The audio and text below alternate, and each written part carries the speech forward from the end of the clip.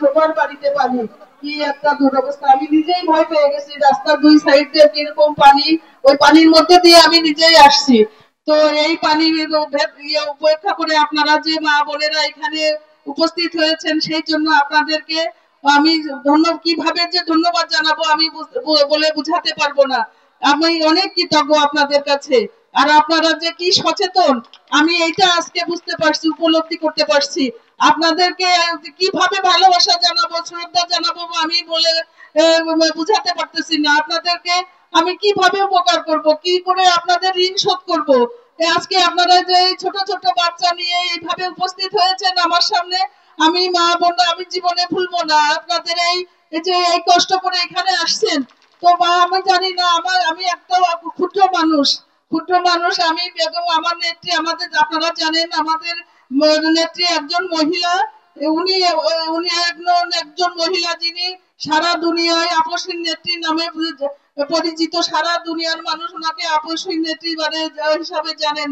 উনি অনেক অত্যাচার সহ্য করেছেন, কিন্তু উনি কখনো অন্যায়ের কাছে মাথা নত করেন নাই। আমাদের নেত্রী এমন একজন নেত্রী।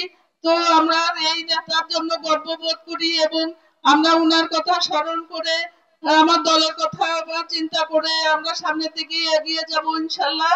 তো দেখেন আমাদের দেশের এমন একটা অবস্থা, আপনার অর্থনীতি, শিক্ষা শিক্ষা গণতন্ত্র, বিচার ব্যবস্থা এমন কিছু নাই যে ধ্বংস হয়নি। কোন তলাবিহীন একটা ঝুড়িতে পরিণত হয়েছে বাংলাদেশ। এখান থেকে আপনার এই দীর্ঘ 17 বছরে 88 বিলিয়ন ডলার পাচার হয়েছে বিদেশে। তার মধ্যে 3টা গ্রুপ আপনার 56,000 ডলার পাচার করেছে। 3টা গ্রুপ মিলে বিভিন্ন মেগা প্রজেক্ট, মেগা দুর্নীতির মাধ্যমে এই ডলার পাচার হয়েছে। যার যে পাচার করেছে যারা, তারা 3টা গ্রুপ। এই 3টা হচ্ছে আপনার সামিট, বেক্সিমকো, এরকম আরো একটা আছে আপনার এসালম। এই 3টা গ্রুপ মিলে আপনার 56,000 ডলার পাচার করেছে। আমাদের দেশের কি অবস্থা সেটা বলে বোঝানো যাবে না। দেশের অর্থনীতি খুবই খারাপ অবস্থা, এখনো বিদ্যমান আছে। 8টা ব্যাংক ধ্বংস, 10টা ব্যাংক আপনার একেবারেই দেউলিয়া হয়ে গেছে। আপনার টাকা, আপনার কষ্টের টাকা আপনি ব্যাংকে রাখবেন, সেই টাকা আপনি উঠাতে পারবেন না। আমার টাকা আমি ব্যাংকে রাখবো, আমার যখন খুশি আমি তখন উঠাবো, তাই না? কিন্তু আমি টাকা ব্যাংকে রাখছি, আমি ব্যাংকের থেকে টাকা উঠাতে পারতেছি না। এই হয়েছে ব্যাংকের অবস্থা। এরকম অর্থনৈতিক অবস্থা খুবই খারাপ। তারপরে আজকে আমরা দেখেন প্রত্যেকটা জনগণ বাংলাদেশে, আপনি আমি, আজকে যে শিশুটি জন্মগ্রহণ করেছে বাংলাদেশের প্রত্যেকটা লোক 1,23,324 টাকা ঋণী। তো আমি কি ঋণী হব? আমি কি ঋণ নিয়েছি? আমি তো কারোর কাছ থেকে ঋণ নেই। তাহলে আমি কেন ঋণী হব? কিন্তু আমাদের এমন এর আগে এই সরকার এমন ব্যবস্থা করে রেখে গেছে, দেশের এমন ক্ষতি করেছে যে আমরা এখনো এই ঋণী আছি এই অবস্থায়। তো আমরা মহিলারা অনেক সচেতন, আমরা অনেক সচেতন ভাবে সামনে এগিয়ে যাব, আমাদের দেশকে এবং আমাদের দলকে এগিয়ে নিয়ে যাব।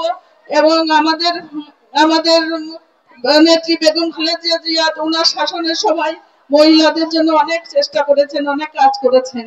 আমরাও ওনার সুযোগ্য সন্তান, আমাদের ভারপ্রাপ্ত চেয়ারম্যান জনাব তারেক রহমানও চেষ্টা করছেন মহিলাদের উন্নয়নের জন্য, এবং উনি তার জন্য 31 দফা ঘোষণা করেছেন। এই 31 দফার মধ্যে আছে আপনার ফ্যামিলি কার্ড। ফ্যামিলি কার্ডটা হচ্ছে আপনার প্রত্যেকটা ফ্যামিলি, যে বয়স্ক মহিলা, পরিবারের যে বয়স্ক মহিলা থাকবে প্রধান, উনার নামে হবে ফ্যামিলি কার্ড। এই ফ্যামিলি কার্ডের ভিত্তিতে উনি উনার ফ্যামিলিটা সুন্দরভাবে চালাতে পারবে। তারপরে আছে স্বাস্থ্য সুরক্ষা। স্বাস্থ্য সুরক্ষার মধ্যে আছে ফ্রি চিকিৎসা। তারপরে মহিলাদের ট্রেনিং দেওয়া হবে, স্বাস্থ্যকর্মী নিয়োগ দেওয়া হবে, উন্নত চিকিৎসা দেওয়া হবে। আপনার চিকিৎসার জন্য থানায় আসা লাগবে না, জেলায় যাওয়া লাগবে না। আপনারা চিকিৎসার জন্য কোথায় যান? মা বোনরা আবার অসুস্থ হলে কেশবপুরে ভালো চিকিৎসা হয় না, খুলনায় যান, যশোর যান, তাই না?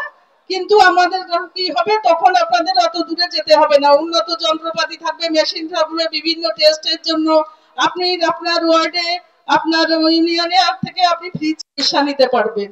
তারপরে আছে আপনার খাল খনন করে আপনার এই যে আপনার পানি বন্দি জীবন আমাদের দেখছি আপনাদের কেশবপুরে বেশি খারাপ অবস্থা, মানে আপনাদের এই ইউনিয়নে অনেক বেশি খারাপ অবস্থা।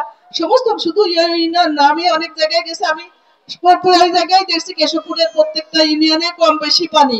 তো আপনার এই পানি এর জন্য আপনার যদি খাল ঠিক মতো খাল নদী খনন করা হয় তাহলে এই জলাবদ্ধতা থাকবে না।